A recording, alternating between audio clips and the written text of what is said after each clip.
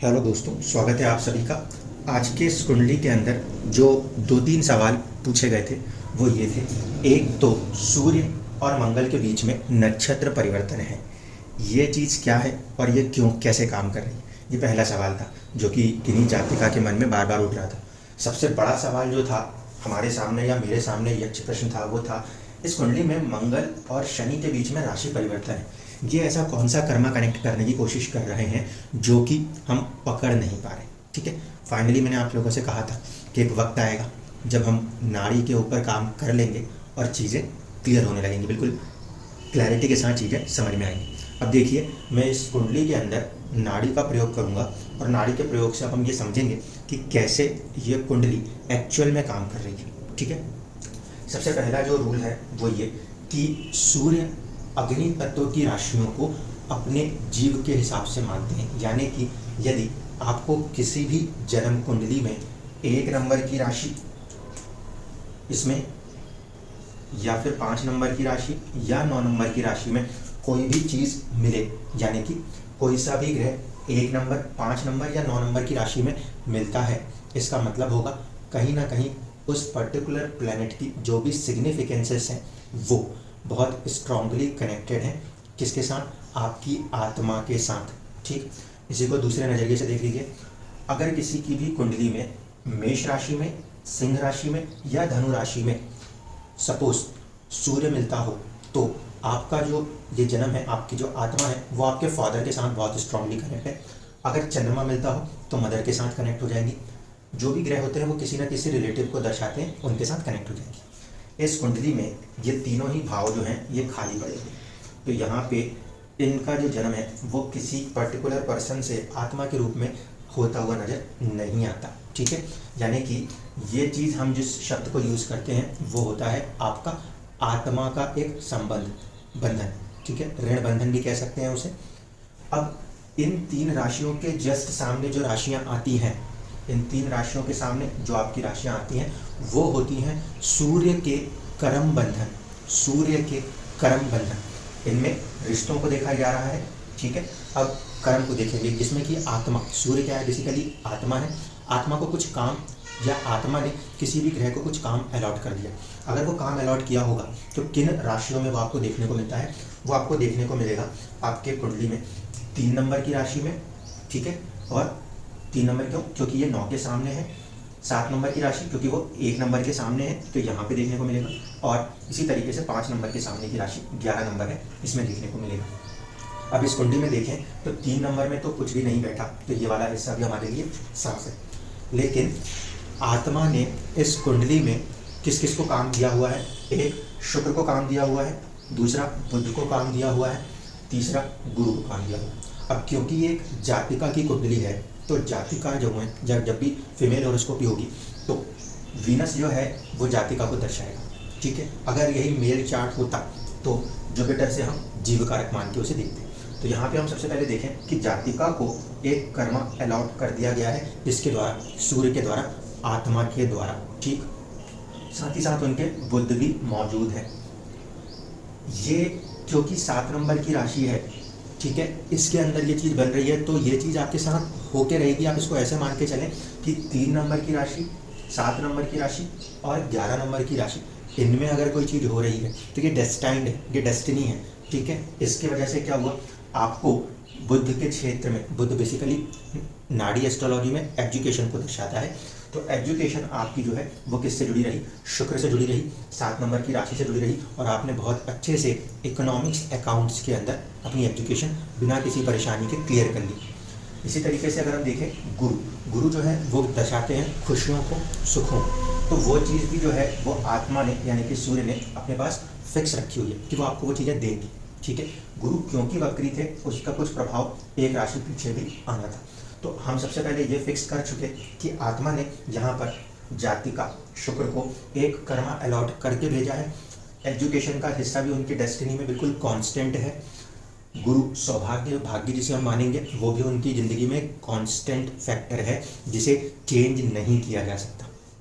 अब ये तो हो गया सूर्य का केस। अब पहले देखते हैं चंद्रमा के केस क्या होते हैं। चंद्रमा जो है वो इमोशंस का प्लैनेट है। ठीक है, और वो जिस भी चीज़ों को कनेक्ट करने की कोशिश करेगा वो इमोशंस के साथ करेगा। सूर्य जिन भी चीज़ों को कर रहा होता है वो आपके ऊपर बहुत स्ट्रॉन्ग तरीके से आपसे करवाए जाने वाले कर्म हैं। चंद्रमा माता को रिप्रेजेंट करता है, वहाँ पे थोड़ा सा आपको फ्रीडम रहती है। तो अब देखिए कौन कौन सी राशियों को हम सबसे पहले कैच करेंगे। चंद्रमा के लिए जब हम देखते हैं तो हमें राशियों की जरूरत पड़ती है। पहला होता है 4 नंबर की राशि, फिर होती है 8 नंबर की राशि और फिर होती है 12 नंबर की राशि। ठीक है, तो इस कुंडली में 4 नंबर की राशि में कोई ग्रह नहीं बैठा, 8 नंबर की राशि में शनिदेव बैठे हैं और 12 नंबर की राशि में राहुदेव बैठे हैं। तो ये क्या इंडिकेट कर रहे हैं? ये इंडिकेट कर रहे हैं कि आपके पास एक फ्री विल है। फ्री विल क्यों बोल रहा हूँ? क्योंकि चंद्रमा इमोशंस वाला प्लेनेट है, उनकी राशियों के जो त्रिकोण है उसमें ग्रह बैठे, यानी कि आप करना चाहो तो करो, अगर आप नहीं करना चाहो तो ना करो। ठीक है, चंद्रमा की राशियों में बैठे हुए ग्रहों के साथ आपको फ्लेक्सिबिलिटी मिलती है। इसका मतलब है कि इन राशियों के अंदर बैठे हुए ग्रह से जुड़े हुए जो उपाय होते हैं वो आपकी फ्री विल होते हैं। आप उसे करना चाहो तो करो, आप ना करना चाहो तो ना करो। शनि होता है कर्म, आपके पास ऑप्शन होता है आई कैन डू इट और I will not do it.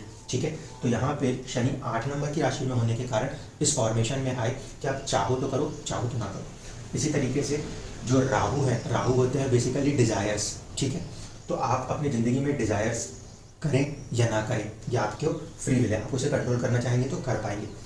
अब इन राशियों के सामने जो राशियाँ आती हैं, इन राशियों के सामने जो राशियाँ आती हैं वो चंद्रमा की कर्म वाली राशि होती है। जैसे हमने सूर्य से माना, इन राशियों के सामने जो राशियाँ आई वो सूर्य का कर्मा था, इसी तरीके से चंद्रमा की भी कुछ राशियों पे कर्म प्रधानता होती है।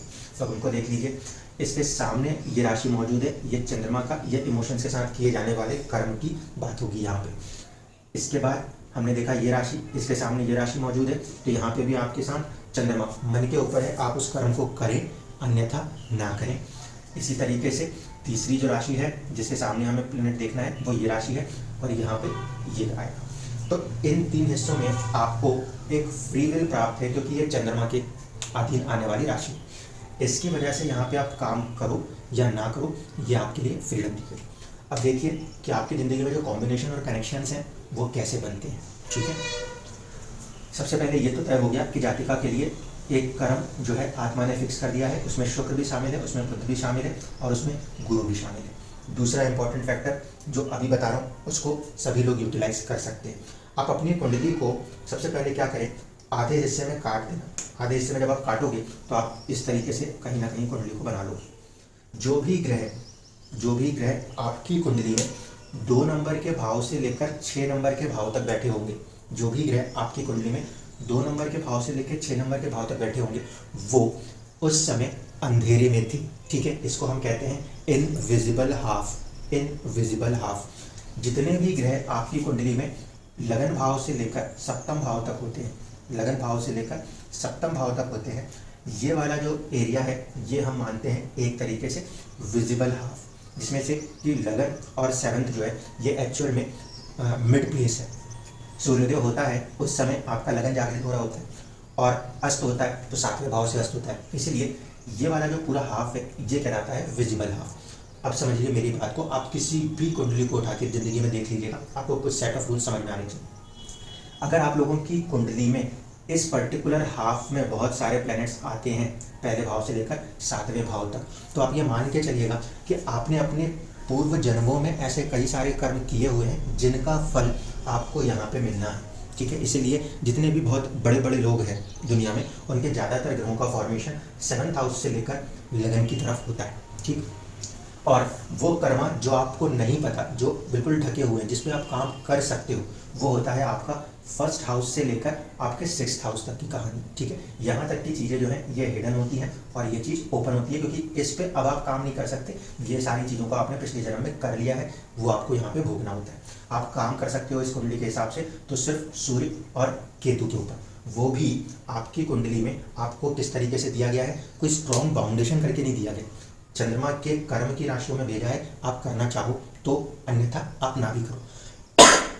अब आपका जो सवाल था उनको जोड़ते चलेंगे और आप देखना कैसे आपकी ज़िंदगी में ये सारी चीज़ें होती चली गई, जहाँ आप ये सोचते रहे कि मैंने ऐसा कैसे कर लिया और क्यों कर लिया। पहली चीज़, किसी भी व्यक्ति की कुंडली में सूर्य आत्मा है। ठीक, आत्मा इस कुंडली में 6ठे भाव में बैठी हुई है। 6ठा भाव किसका होता है? शत्रुता का होता है, रोग का होता है, ऋण का होता है। अब शत्रुता जो है वो हो सकती है, ठीक है। आत्मा को रोग नहीं होता, आत्मा पे ऋण नहीं हो सकता, ठीक। आत्मा क्योंकि ऋण चुका देती, इसीलिए तो यहाँ पे हम लेंगे छठे भाव का तत्व शत्रुता, ठीक है। आत्मा के पास एक फैक्टर था शत्रुता। दूसरा आपका जो सवाल था वो ये कि सूर्य जो है उसका नक्षत्र परिवर्तन है मंगल के साथ, ये क्या इशारा करता है? नाड़ी ज्योतिष में मंगल जो होता है वो हस्बैंड को रिलेट करता है, ठीक है। नाड़ी ज्योतिष में मंगल कारकत्व रखता है किस चीज़ का? मंगल अपने आप में हस्बैंड को दिखाते हैं। तो यहाँ पे सूर्य का जो नक्षत्र परिवर्तन है मंगल के साथ, वो क्या दर्शा रहा है? वो आपके आत्मा के संबंध को दर्शा रहा है आपके हस्बैंड के साथ, क्योंकि ये एक स्पेशल मैरिज केस था जहाँ पे 1 नंबर की लगन कुंडली की शादी 6 नंबर की लगन कुंडली से होगी, जो बहुत कम देखने को मिलेगा, बल्कि नहीं देखने को मिलता। तो ये चीज़ आप इस कॉम्बिनेशन को समझें, आपकी आत्मा का संबंध आपके हस्बैंड के साथ है, ये लव मैरिज इसलिए हो पाई, ठीक। दूसरा कि मंगल और शनि के बीच में परिवर्तन है, ठीक है, ये क्या दर्शा है? अब हमें पता है नॉर्मल एस्ट्रोलॉजी के अंदर जो 8th हाउस होता है वो होता है हस्बैंड की प्रॉपर्टी, ठीक है। वहाँ पे शनि बैठे हुए, शनि क्या रिप्रेजेंट करते हैं? शनि हर कुंडली में कर्म के कारक ग्रह माने जाते हैं। तो कर्मा जो अलॉट हुआ है वो किस पे अलॉट हुआ है? 8th हाउस के ऊपर, जो कि ससुराल का पक्ष भी है। दूसरा 8 नंबर की राशि होने के कारण वो हिडन हाउस भी है। तीसरा यहाँ पे होता है आपके वेल्थ और एंसेस्ट्रल प्रॉपर्टीज़। तो शनि जो है वो एंसेस्ट्रल प्रॉपर्टीज़ के ऊपर भी कर्म करवाना चाहते थे, और साथ ही साथ उन्होंने परिवर्तन किससे किया है? मंगल के साथ किया है। तो यहाँ पे शनि और मंगल के बीच का परिवर्तन अब क्या दर्शाता है, इसको देखिए। चंद्रमा जो है वो किसी भी व्यक्ति, चाहे स्त्री हो चाहे पुरुष हो, वो दर्शाता है उनके लिए एक तरह से चेंज, बदलाव, ठीक। दूसरा मंगल दर्शाता है साहस और पराक्रम। तो आपकी ये कुंडली में ये कॉम्बिनेशन दर्शाता है आपके अंदर बहुत जल्दबाजी का एक नेचर होगा चीज़ों को अपने साहस पराक्रम से बदल देने के लिए, क्योंकि मंगल उच्च राशिस्थ है जो गुस्से को बढ़ाता है, ठीक है। यहाँ पे चंद्रमा और मंगल की युति खुद को बहुत तेजी से आक्रामक बनाने की क्षमता दिखाती है। शनि का परिवर्तन मंगल के साथ होने के कारण कारकत्वों के परिवर्तनों को समझिएगा। कर्मा जो है शनि कर्म कारक ग्रह, उसका परिवर्तन है मंगल गुस्से के साथ, एंगर के साथ, एग्रेशन के साथ। नाड़ी ज्योतिष में एक बात को ध्यान रखिएगा, अच्छे नहीं माने जाते वो कौन से होते हैं जो चीज़ों को डिस्टर्ब कर सकते हैं? एक होता है चंद्रमा, एक होता है आपका मंगल, एक होता है राहु, ठीक है, और फिर एक होता है केतु। ये 4 ग्रह ऐसे हैं जो कि किसी भी व्यक्ति की कुंडली में उससे चले आ रहे कामों को डिस्टर्ब कर सकते हैं। आप यहाँ से अब इस कंडीशन को समझना तो आपको कुछ सवालों के जवाब अपने आप ही मिल जाएंगे। देखिए, परिवर्तन करने की कोशिश कर रहा हूँ, समझिएगा। यहाँ पे लेके आता हूँ मंगल को और यहाँ पे चेंज कर देता हूँ शनि को, ठीक है। अब देखिए क्या हुआ, आपको आपकी ज़िंदगी में एक बार ट्रैवल ट्रांसपोर्ट से जुड़ा हुआ काम मिला, नौकरी मिली, और आपने उस नौकरी को छोड़ दिया।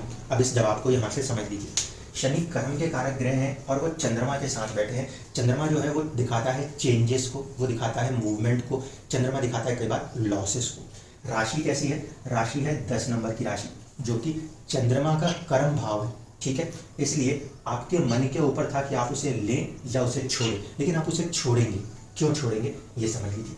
उसके छूटने का एक्चुअल कारण ये है कि यहाँ पे केतु बैठा हुआ है। ये केतु जो होता है ये मोक्ष का दाता ग्रह है, इसीलिए ये मोक्ष के दाता ग्रह का प्रभाव जब शनि के ऊपर, कर्म के ऊपर होता है तो व्यक्ति अपने कर्म को त्यागता है। तो ये चीज़ थी कि आपको सरकार के अंदर एक नौकरी मिल रही थी ट्रांसपोर्टेशन में, लेकिन आप उसको त्याग बैठे। तो रीज़न इज केतु का प्रभाव जो कि मोक्ष कारक है वो कर्म के कारक ग्रह शनि के ऊपर अपने प्रभाव को दिखा गया इस परिवर्तन में। इस वजह से वो आई हुई चीज़ आपने छोड़ दी। इस परिवर्तन को इस स्थिति में रीड करके देखें तो हमें ये समझ में आता है कि आपके प्रोफेशन के अंदर शनि, स्टेटस प्रोफेशन, उसके अंदर बार बार आपको केतु जो है वो बदलाव की स्थितियों को लेकर आएंगे। क्यों? क्योंकि वो मोक्ष दर्शाते हैं और शनि कर्म दर्शाते हैं। दूसरी प्रॉब्लम है चंद्रमा और शनि का कॉम्बिनेशन, जो कि सर्विस में, जॉब में चेंजेस को दर्शाने लगे। यहाँ पे मंगल का आने का अर्थ क्या बचा, अब इसको समझ लीजिए। यहाँ पे ये कॉम्बिनेशन सीधे सीधे दर्शा रहा है कि आप अपने वेल्थ के लिए या हस्बैंड की प्रॉपर्टी के लिए काफ़ी एग्रेसिव वे में एक्शन कर सकते हैं, ठीक है। तो जो ये परिवर्तन है वो इन 2 चीज़ों के बीच में है। और क्योंकि ये राशि जो है ये 10 नंबर की राशि ले लीजिए, 6 नंबर की राशि ले लीजिए, ये राशियाँ आपके ऊपर डिपेंडेंट है, मतलब आप उस काम को करना चाहो तो हाँ, नहीं तो ना। इसलिए इनमें आपको ये सहूलियत थी। अगर यही ग्रह ऐसी राशियों में आ जाए जो कि सूर्य के कर्म की राशियाँ हैं, यानी कि 3 नंबर, 7 नंबर या 11 नंबर, ऐसी राशियों में आ जाते हैं, तो उसमें होने वाले जो एक्शंस और रिएक्शंस हैं, जो कर्मा है, उसको बदला नहीं जा सकता। वहाँ पे आपकी मनमर्जी नहीं चलती। इस कुंडली में परिवर्तन जो है वो हो रहा है 10 नंबर की राशि और 8 नंबर की राशि। इसीलिए इस कुंडली का जो परिवर्तन योग है, जो मैंने आपसे कहा था कि हम जो सीखना चाह रहे हैं उसको देखिए, इस कुंडली का जो परिवर्तन योग है वो व्यक्ति को एक आज़ादी देता है कि आप इन 2 चीज़ों के अंदर अपने प्रयास से बदलाव कर सकते हैं। और इस परिवर्तन का जो खामियाजा हो रहा है वो क्या हो रहा है, इस केतु के कारण और इस चंद्रमा के कारण कर्म के अंदर बार बार फ्लक्चुएशंस आएंगे, ठीक है। जबकि मंगल जो है वो कहीं ना कहीं अपने आप को निकाल के बाहर ले आएंगे। ये फॉर्मेशन इसमें एक्चुअली काम कर रहा है। तो सूर्य और मंगल का कॉम्बिनेशन, जो नक्षत्र परिवर्तन है वो क्या था, आत्मा का संबंध हस्बैंड के साथ, और हस्बैंड के साथ ही आपका एक कर्म भी जुड़ा हुआ है। अगर ये प्रॉपर्टी वाले मैटर को आप सॉर्ट आउट करने जाते हैं तो इस फॉर्मेशन में ये सारी चीज़ें यहाँ से ख़त्म हो जाती हैं। इसीलिए ज़्यादा इंपॉर्टेंट फैक्टर जिस पे हमने फोकस करने के लिए कहा था वो ये था कि आप अपने सर्विस के ऊपर काम करें, जॉब के ऊपर काम करें, जिससे क्या होगा कि ये जो शनि का फैक्टर है ये काम करना शुरू कर देगा। आपका यहाँ पे बनने वाला जो पापकत्री है वो चेंज होगा, ठीक है, लेकिन ये आपको धीरे धीरे करके स्टेटस राइज देते चला जाएगा। अब देखिए दशाओं को भी मैं साथ में समझा देता हूँ। जिस समय आपकी मैरिज हुई थी, लव मैरिज हुई थी, उस समय राहु की दशा काम कर रही थी। राहु जो कि कहीं ना कहीं आपकी डेस्टिनी को, आपकी किस्मत को पलटने का काम करता है। तो जब कभी भी किसी भी कुंडली में राहु की दशा चल रही हो तो वहाँ पे समझ जाना चाहिए कि अब आपकी ज़िंदगी में कुछ बदलाव लाने की संभावना बनती है, जैसे कि इस कुंडली में होता था। दूसरा, जो भी ग्रह चंद्रमा, मंगल, राहु या केतु के प्रभाव में आते होंगे उन सभी के साथ कुछ ना कुछ बदलाव होने की संभावना है। सूर्य केतु के साथ है तो आत्मा के अंदर बदलाव की संभावना यहाँ पे बनती है, लेकिन ध्यान रखिएगा कि केतु जो है वो ज़्यादा प्रभावित नहीं करता सूर्य को, हाँ राहु प्रभावित कर सकता है।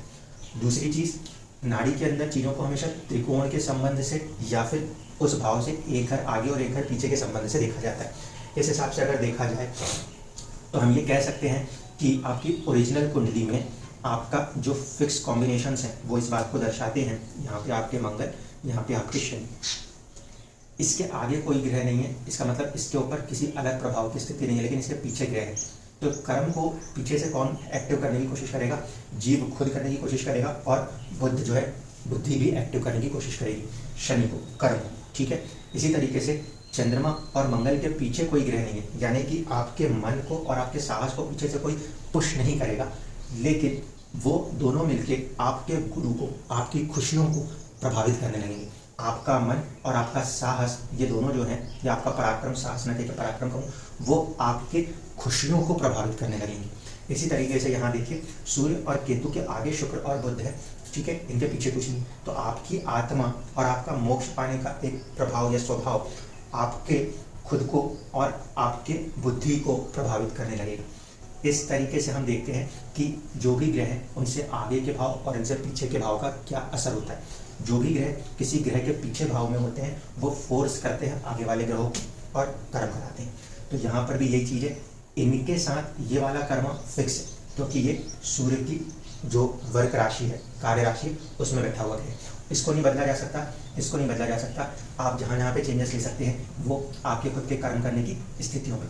आने वाला जो समय रहेगा गोचर काल, शनि जब मूव करेंगे इस पर्टिकुलर 11 नंबर की राशि से, वहाँ से आप अपने लिए अर्निंग्स को और स्टेटस को राइज होता हुआ देखेंगे, ठीक है। इस समय की जो दशा है वो गुरु की महादशा और शुक्र की अंतर्दशा है, इसलिए वो थोड़ी सी चुनौतीपूर्ण स्थिति बनती है, लेकिन कहीं ना कहीं जो ओवरऑल ग्रोथ प्रोस्पेक्ट है वो इस एक्सचेंज के कारण आफ्टर द एज ऑफ 36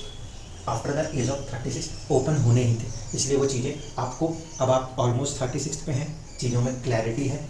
इसके साथ साथ जैसे ही अगले साल ये मूवमेंट आगे हो जाएगी शनि की, तो वहाँ तक आपको श्योर शॉट होकर आपका जो कर्म है वो अपने आप को ब्लेसिंग लेते हुए खुलना शुरू हो जाएगा। धन्यवाद।